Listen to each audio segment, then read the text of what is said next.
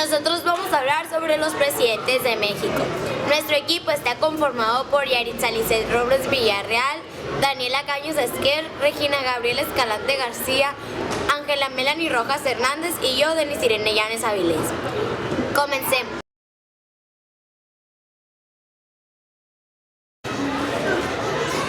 Ahora hablaremos sobre Adolfo de la Huerta. Él nació en Guaymas en el año de 1881. Fue un político mexicano que fue presidente provisional de la República en 1920. Cursó estudios de contaduría y música y se implicó en la lucha del régimen contra Porfirio Díaz. Fundó el Club Antireeleccionista de Guaymas y tras la caída de Porfirio Díaz de 1920 fue diputado local.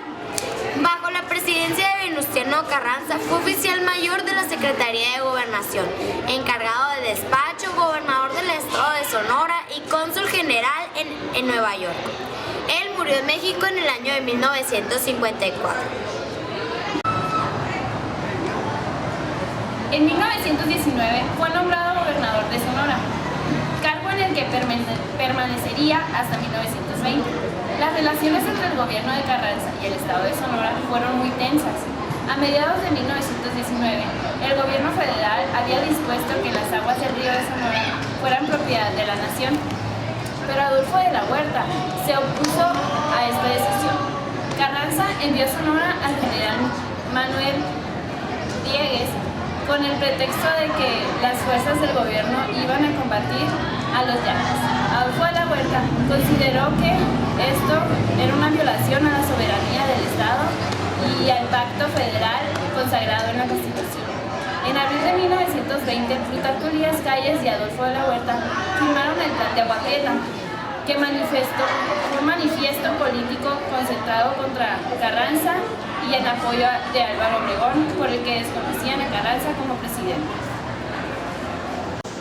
Durante el mandato de Obregón, Adolfo de la Huerta fue ministro de Hacienda, cargo que abandonó en 1923, para postularse como candidato a la presidencia. Distanciado del presidente Obregón, se levantó en armas en la llamada rebelión de la Huertista y tras resultar derrotado se exilió en Los Ángeles. Muchos años después, en 1936, regresó a México y ocupó diversos cargos oficiales. Ahora hablaremos sobre Álvaro Obregón. Poco después de producirse el triunfo de la Revolución Maderista, Obregón fue elegido presidente municipal de Guatabampo y en 1912 bajo el mando del general Agustín Sanguínez. Luchó contra el general Pascual Orozco en Chihuahua, con el grado de teniente coronel. El agricultor había decidido canjear el arado por las armas. Otra vez. No.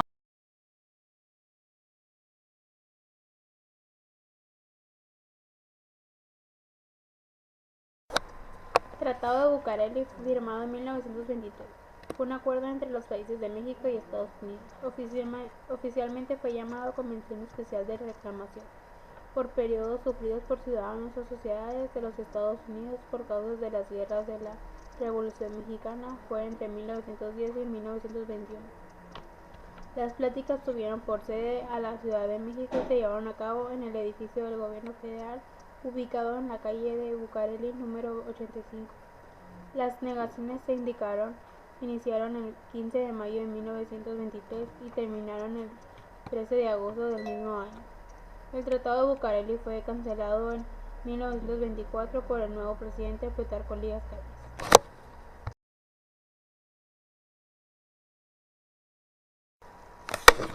Convención de Aguascalientes fue una reunión que tuvo lugar durante el proceso de la Revolución Mexicana, convocado el 1 de octubre de 1914 por Venustiano Carranza, primer jefe de ejército constitucionalista, bajo la denominación de la Gran Convención de Jefes Militares, Comando de Fuerzas y Gobernadores de Estados, y cuyas sesiones iniciales tuvieron lugar en la Cámara de Diputados de la Ciudad de México, aunque con posterioridad tuvieron traslados a Aguascalientes, que pasó a dar nombre a la convención, la cual se celebró desde el 10 de octubre hasta el 9 de noviembre de 1914.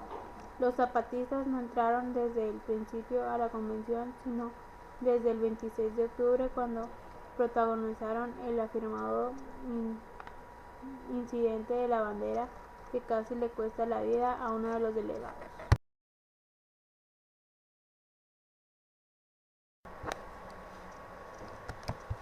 La batalla de Celaya es el nombre de una serie de encuentros militares decisivos para la Revolución Mexicana entre la División del Norte, encabezada por Francisco Villa, contra las tropas constitucionalistas al mando del general Álvaro Obregón, que tuvieron lugar el 6 al 15 de abril de 1915 en las inmediaciones de Celaya, Guanajuato. Villa concentró su ejército en Irapuato y Obregón concentró a su ejército en Celaya, desde donde planeó su estrategia para esperar al impulsivo Villa. La primera fase de enfrentamientos ocurrió los días 6 y 7 de abril de 1915, en los cuales Obregón supo defender su posición ante las arremiendas de los villistas. Estos tuvieron que replegarse a la Salamanca, de donde planearon el contraataque. La fase decisiva comenzó el 13 de abril, cuando Obregón supo aprovechar las debilidades de la estrategia de Villa. El 15 de abril la victoria correspondió a las tropas de Obregón, tras lo cual Villa se vio obligado a replegarse en León, Guanajuato. Después de esta batalla hubo otras entre los mismos bandos de Trinidad, León, Santana del Conde y Aguascalientes, pero Villa no volverá a operar al frente de la División del Norte. Fue la batalla de León, donde Obregón, quien era presidente de 1920 a 1924, perdería un brazo. Sin embargo, esto provocó que después fuera conocido por el pueblo de México como el Manco de Celaya, confundiéndose muchas veces los datos, pues las dos batallas fueron cercanas.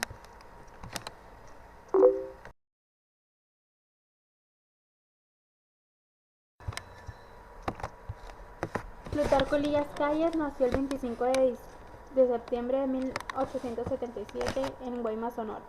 Abandonó su carrera de maestro para participar en 1914 en el levantamiento encabezado por Venustiano Carranza contra el presidente Victoriano Huerta, luchando a las órdenes de Álvaro Obregón, el comisario de Puerto Guaymas, y más tarde ocupó el cargo de gobernador de Sonora. El presidente Carranza le encargó a la Secretaría de Industria y Comercio. En 1920 se retiró del gabinete para dedicarse a preparar los trabajos electorales para la candidatura a presidente de Obregón. Al ser elegido presidente, le nombra jefe de la Secretaría de Gobernación. En 1923 se retiró para preparar su propia gira electoral como candidato a presidente de la República. El triunfo le llegó en 1924, ocupando el cargo hasta 1928. Gran orador, su discurso más importante fue el dirigido al Congreso de la Unión el 1 de septiembre de 1928, que dio origen al Partido Nacional Revolucionario. Como gobernante se dedicó a restaurar la economía, a la reforma agraria, a la organización de obreros y campesinos. Se ocupó de la construcción de la gran carretera entre México y Acapulco. Fundó bancos e instalaciones de crédito. Fue el primer presidente institucional de la Revolución Mexicana. Para sus detracciones fue el instigador de la persecución religiosa que embarcó la guerra cristera, que dejó miles de muertos entre 1926 y 1929. Plutarco Elías Calles falleció el 19 de octubre de 1945 en México DF.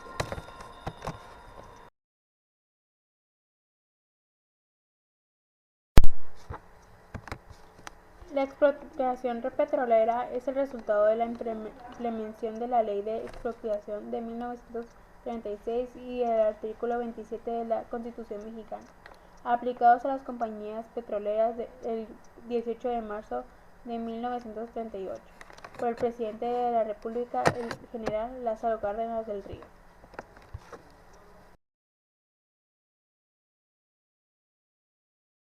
A continuación les voy a hablar lo que fue el Partido Nacional Revolucionario. El Partido Nacional Revolucionario es el nombre con el que se fundó el actual Partido Revolucionario Industrial, lo que quiere decir que es el PRI de nuestro país, México, que gobernó que gobernó el país desde su fundación de 1929 hasta el 2000 y nuevamente en el 2012. Con su aparición en el PNR logró aglutinar a prácticamente todas las fuerzas políticas del país. Con ello, la etapa de los caudillos revolucionarios llegó a su fin. En los subsecuentes al interior de este partido único se había de definir todas las discrepancias sobre el uso y el acceso al poder. Su fundador fue Plutarco Elías Calles. La principal función de este nuevo partido fue que consistía en organizar y llevar a cabo las elecciones, tarea que antes era encomendada por la Secretaría de la Gobernación. Con anterioridad a la formación del partido oficial, los desórdenes motivados a consecuencias de las campañas electorales eran muchos. Entonces dijeron como que había un problema, puesto que cada grupo se atribuía siempre al triunfo electoral y eso terminaba en la mayoría de los casos el levantamiento armado, o sea, siempre de que terminaban mal. Portes Gil señaló que la idea de formar un partido le parecía excelente, ya que quería salvar a México en la serie de los trastornos que ocurría. A continuación les voy a hablar lo que fue la Guerra Cristera, o también conocida como Guerra de los Cristeros o Cristiada. Esta guerra cristera fue en México, fue un conflicto armado que se prolongó desde 1926 a 1929 entre el gobierno de Plutarco Elías Calles y milicias de laicos, presbíteros y religiosos católicos que resistían la aplicación de la legislación y políticas públicas orientadas a restringir la participación de la Iglesia Católica sobre los bienes de la nación, así como el procedimientos civiles. La Constitución mexicana en 1917 estableció una política que negaba la personalidad jurídica a las iglesias, lo que quiere decir que no permitía que las iglesias participaran en cosas políticas. Prohibía la participación de clero en la política, privadas a las iglesias del derecho a poseer bienes raíces e impedir cultos públicos fuera de los templos.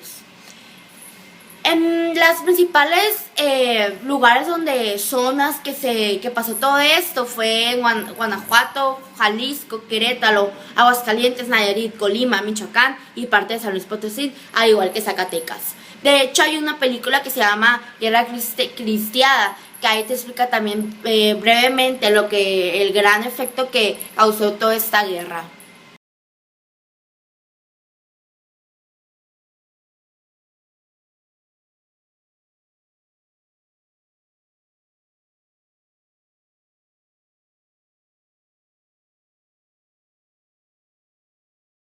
Curioso les voy a hablar lo que fue el Maximato. El Maximato fue un periodo histórico y político entre el desarrollo de México que va desde 1928 a 1934. Este periodo debe su nombre a Plutarco Elías Calles, quien era conocido como el jefe máximo de la revolución. Elías Calles solo fue presidente en el periodo de 1924 a 1928, pero en los 6 años siguientes sucedieron 3 presidentes. Todos ellos subordinaban en menor o a mayor medida a los intereses políticos del expresidente. Es obvio que Calles ya no podía ocupar la presidencia en el periodo inmediatamente posterior al suyo, y tampoco había de hacer uso después de la reforma constitucional que permitía la reelección no sucesiva. Establecía al fin de que Obregón volviera a la presidencia. Los presidentes que siguieron de él fueron Emiliano Portes Gil, que duró de 1928 a 1930. Después le siguió lo que fue Pascual Ortiz Rubio de 1930 a 1932. Y después le siguió Abelardo L. Rodríguez de 1932 a 1934.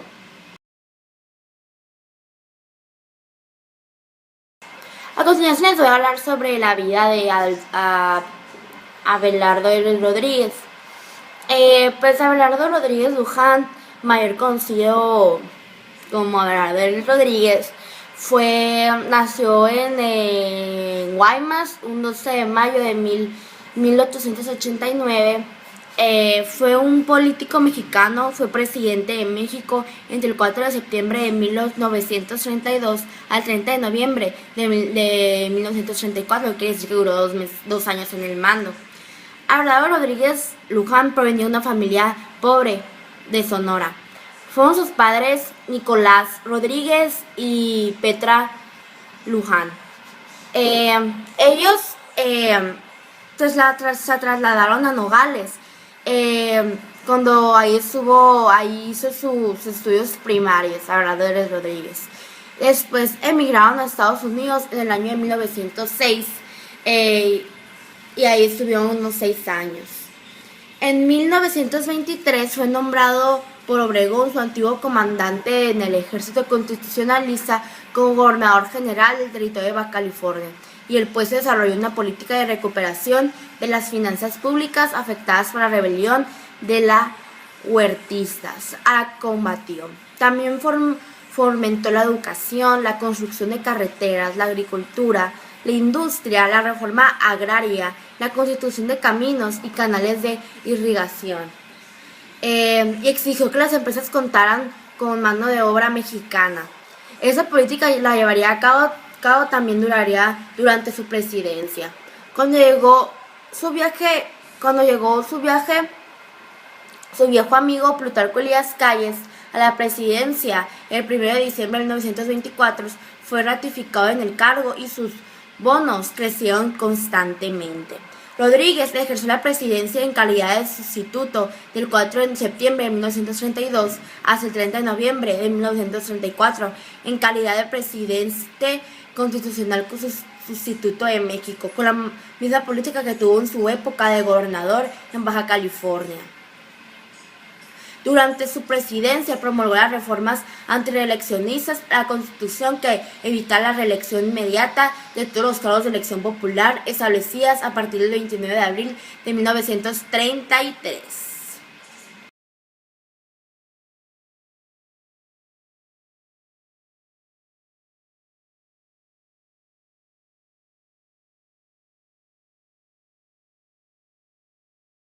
...1920-1924... Los hombres de Agua Prieta toman el poder para sentar las bases del México moderno. Se establece un nuevo estilo de hacer política. La revolución se baja del caballo y se vuelve institución intocable hasta nuestros días. Para entonces el país tenía más de 14 millones de habitantes. En el campo, donde residían las 2/3 partes de la población, más de 8 millones de mexicanos vivían de milagro. Se dan los primeros pasos rumbo a la estabilidad. Adolfo de la Huerta, presidente interino, logra que Francisco Villa, el último caudillo popular, deponga las armas. Eliminar azonadas y golpes militares es importante. El nuevo presidente electo, general Álvaro Obregón, ordena licenciar a soldados y oficiales. Surgen nuevos dirigentes: Cárdenas y Mújica en Michoacán, Escudero en Guerrero, Herón Proal y el Movimiento Inclinario en Veracruz, y Carrillo Puerto y el Partido Socialista del Sureste en Yucatán. Obregón se convierte en el líder indiscutible de la nación. Impulsa la detenida reforma agraria, pero sobre todo, ante la falta de un empresariado emprendedor, desde el gobierno promueve la industrialización con visión de futuro a través de la CROM y de Morones, un corrupto dirigente sindical, controla el incipiente movimiento obrero. En un vil chantaje, el gobierno norteamericano obliga a Obregón a firmar los tratados de Bucareli. A cambio, México recibe el reconocimiento del gobierno norteamericano y la promesa de un mejor trato en la negociación de la cuantiosa deuda externa. Por José Vasconcelos emprende la alfabetización popular. El proyecto universitario crece. Se funda la Secretaría de Educación Pública. Los misioneros culturales parten a los poblados más lejanos a unirse a los campesinos. Se educa a todos por igual, niños y adultos, mujeres y hombres. Se trata de una verdadera revolución cultural que el Estado apoya con grandes recursos. Al amparo de la nueva política educativa, surge el muralismo. En grandes festivales se revalora la cultura de los pueblos indios. Nacionalismo, identidad, país, comienzan a ser conceptos que se viven y se comparten por toda la nación. Pancho Villa es asesinado en 1923.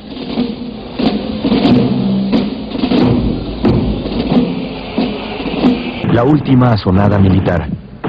De la Huerta se subleva, en desacuerdo con Obregón, por la sucesión presidencial. En Ocotlán, los rebeldes son derrotados fácilmente, pero durante la revuelta son asesinados importantes líderes regionales como el yucateco Felipe Carrillo Puerto. Plutarco Elías Calles es el candidato oficial a la presidencia. La subida al poder de Calles en diciembre de 1924 inaugura una tradición. Los cambios presidenciales ya no motivarían a golpes de Estado, rebeliones y ni siquiera a rompimientos dentro de los hombres del poder. El expresidente don Álvaro Obregón declaraba su retiro de las lides políticas para dedicarse a la sana vida de agricultor en su rancho del estado de Sonora. Los caudillos militares se habían convertido en parte de la élite que podía darse el lujo de comprar residencias en las colonias aledañas al Paseo de la Reforma y, claro, ser los principales clientes de cabaretes y restaurantes exclusivos.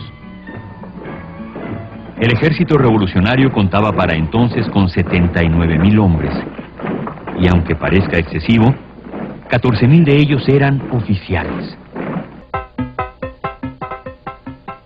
En México, la institucionalización del ejército se acelera. Calles inaugura instalaciones del Colegio Militar. Ante una ley que limitaba las actividades de los sacerdotes para llevar a cabo los oficios religiosos y el asesinato de varios católicos a manos de los golpeadores de la CROM, el conflicto estalla en 1926. 3 largos años de lucha se iniciaban, sorprendiendo a Calles y a los jerarcas católicos. La negativa de las empresas petroleras a someterse a los dictados de la Constitución y a las disposiciones del nuevo gobierno son la causa de otro gran conflicto. Sus órdenes al general Lázaro Cárdenas fueron terminantes.